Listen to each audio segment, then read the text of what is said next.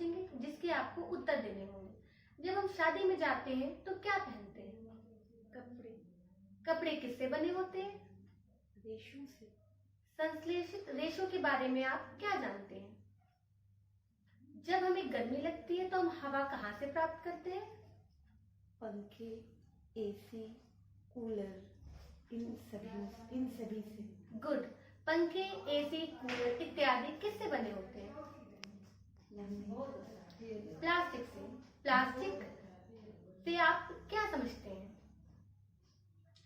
छात्रों, आज हम विज्ञान विषय के अंतर्गत संश्लेषित रेशे और प्लास्टिक नामक प्रकरण का अध्ययन करेंगे। इस रेशे और संश्लेषित रेशे और plastic, synthetic fibres and plastic.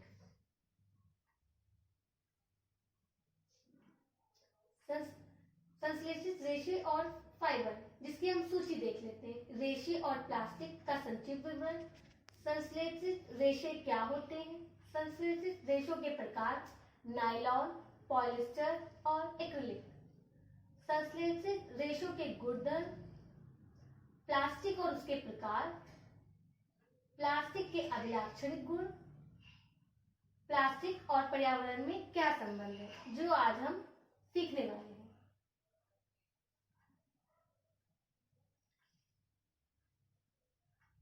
रेशे मानव जीवन का अविभाज्य अंग है। हमारे कपड़े, झोले, चद्दर, स्कूल बैग आदि बहुत सी घरेलू वस्तुएं सभी रेशों की बनी होती हैं।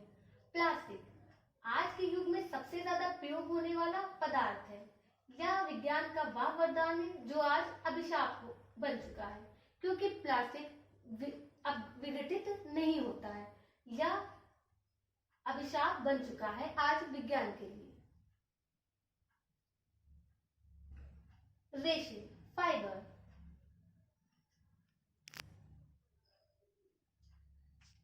जब आप रेशे शब्द सुनते हैं तो आपके दिमाग में कपास, ऊन, रेशम आदि आते हैं, परंतु ये सभी प्राकृतिक रेशे, नेचुरल फाइबर होते हैं। ये सभी पेड़ पौधे और पशुओं से प्राप्त होते हैं। दूसरी ओर संश्लेषित रेशे मानव द्वारा बनाए जाते हैं, इसीलिए इसे मानव निर्मित।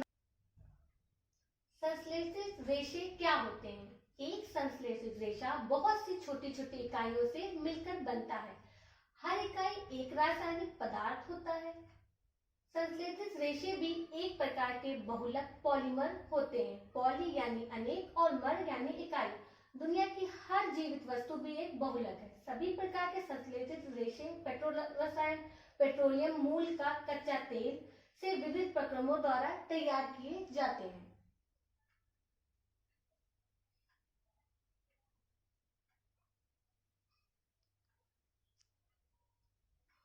संश्लेषित रेशों के प्रकार। पहला प्रकार है रेयॉन। रेयॉन काष्ठ लुगदी के रासायनिक उपचार से प्राप्त होता है। यह रेशम सिल्क के समान गुणों वाला रेशा है। इसका उपयोग कपड़े इत्यादि बनाने में किया जाता है। रेयॉन रेशम काफी महंगा रेशा होता है, इसलिए वैज्ञानिकों ने रेयॉन का आविष्कार किया। यह रेशम से सस्ता होता है। रेयॉन से साड़ियां, रुमाल इत्यादि बनाए जाते हैं।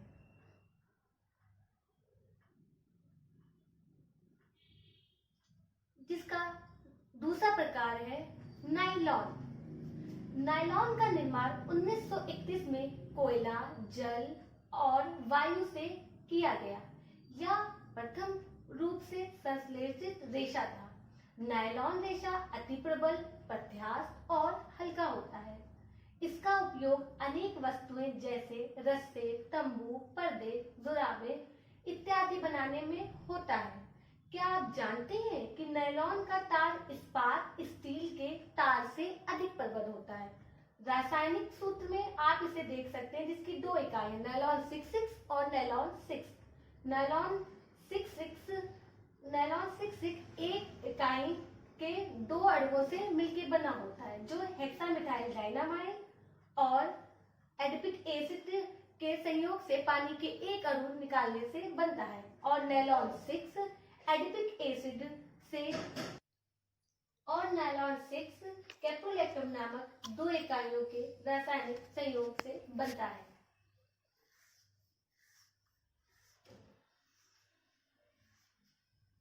पॉलिस्टर और एक्रिलिक।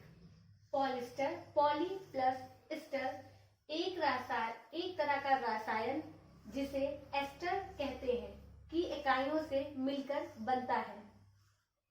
पॉलीकोट, पॉलीवूल, टेरिकॉट के कपड़े बनाए जाते हैं। ये सभी पॉलिस्टर हैं। टेरिलीन, पेट, पॉलीएथिलीन, टर्टेलिक काफी लोकप्रिय पॉलिस्टर रेशे हैं। पॉलिएस्टर कपड़े, बोतल, तार आदि बनाने में काम आते हैं।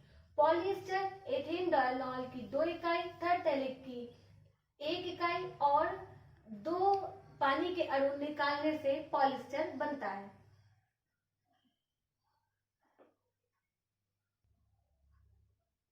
प्राकृतिक ऊन काफी महंगा आता है, तो सर्दियों के कंबल, शॉल बनाने में एक्रिलिक का उपयोग किया जाता है।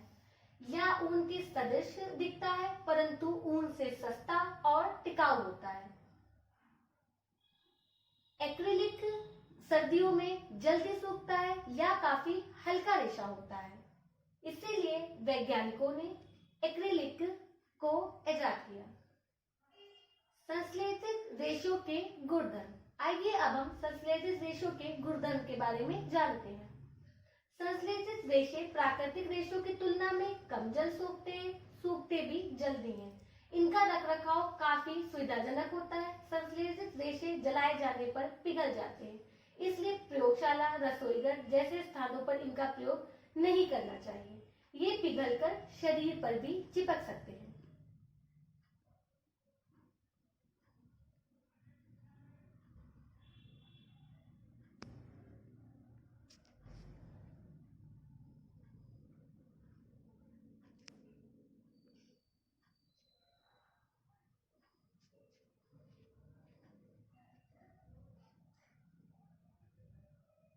अब हमने संश्लेषित रेशों के बारे में जान लिया। आइए अब हम जानते हैं प्लास्टिक के बारे में।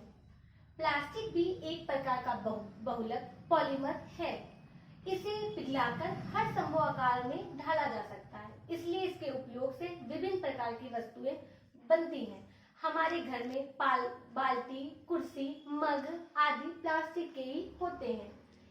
इसकी इकाइयों की व्यवस्था कुछ में रेखी और कुछ में तिर्यकबद्ध होती है। प्लास्टिक के प्रकार। जो प्लास्टिक गंध करने पर आसानी से विकृत हो जाता है और सफलतापूर्वक मुड़ जाता है, उसे थर्मोप्लास्टिक कहते हैं। पॉलीथीन, पीवीसी इसके कुछ उदाहरण हैं। इसका उपयोग खिलौने, कंघी, थैलियां इत्यादि बनाने में किया जाता है।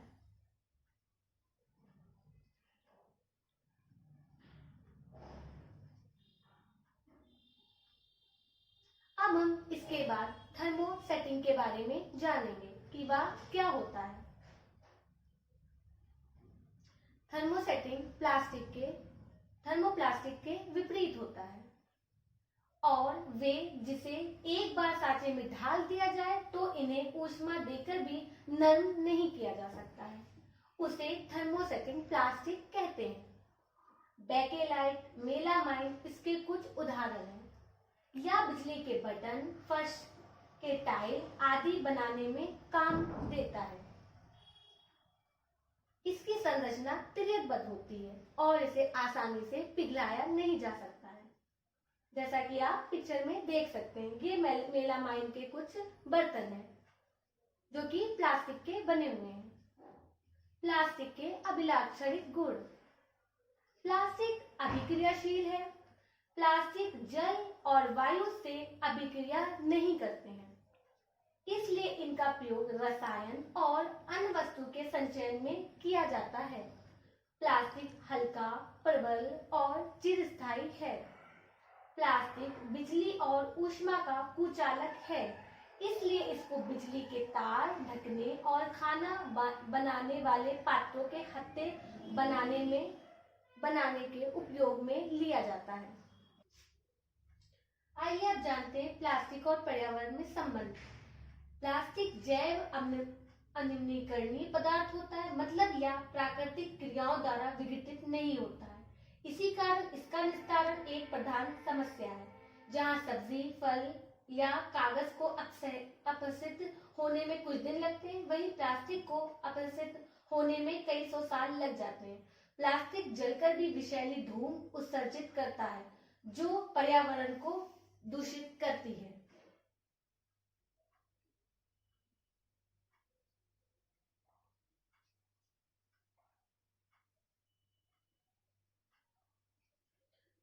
प्लास्टिक पर्यावरण हितैषी नहीं है। विज्ञान का वरदान अब अभिशाप बनते जा रहा है। हम सभी को मिलकर प्लास्टिक के उपयोग को कम करना चाहिए, जैसे कपास और जूट से बने थैलों का उपयोग करना चाहिए। प्लास्टिक अपशिष्ट को पुनः चक्रित करना बेहतर है।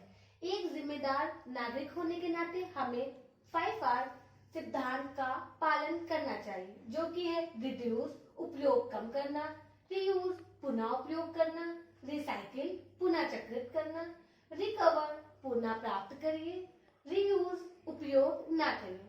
हमें प्लास्टिक का जहां से जहां हो सके कम से कम उपयोग करना चाहिए, क्योंकि प्लास्टिक हमारे पर्यावरण को बहुत ज्यादा हानि पहुंचा रही है। और हम जब बाजार जाते हैं, जो थैले यूज करते हैं उसको हम दोबारा भी रिसाइकिल कर सकते हैं। तो ये 5R सिद्धांत है, जिसकी मदद से हम प्लास्टिक का कम से कम उपयोग, उसे फिर से रिसाइकिल, उसे फिर से प्राप्त कर सकते हैं, रीयूज कर सकते हैं। ये हमें करना चाहिए।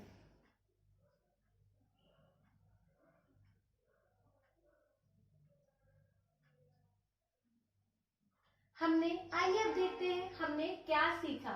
संश्लेषित रेशे और प्लास्टिक बहुत बड़ी इकाइयों से निर्मित होते हैं, जो बहुलक कहलाते हैं। बहुलक अनेक छोटी इकाइयों से निर्मित होते हैं। ये पेट्रो रसायन के रासायनिक प्रक्रम द्वारा प्राप्त होते हैं। संश्लेषित रेशों को रसायन के उपयोग के आधार पर इन्हें रेयॉन, नायलॉन, पॉलिस्टर और एक्रिलिक नाम दिए गए हैं। इनका उपयोग बाल्टी, फर्नीचर, रस्सी से लेकर वायुयान, जलयान, अंतरिक्षयान आदि में उपयोग किया जाता है।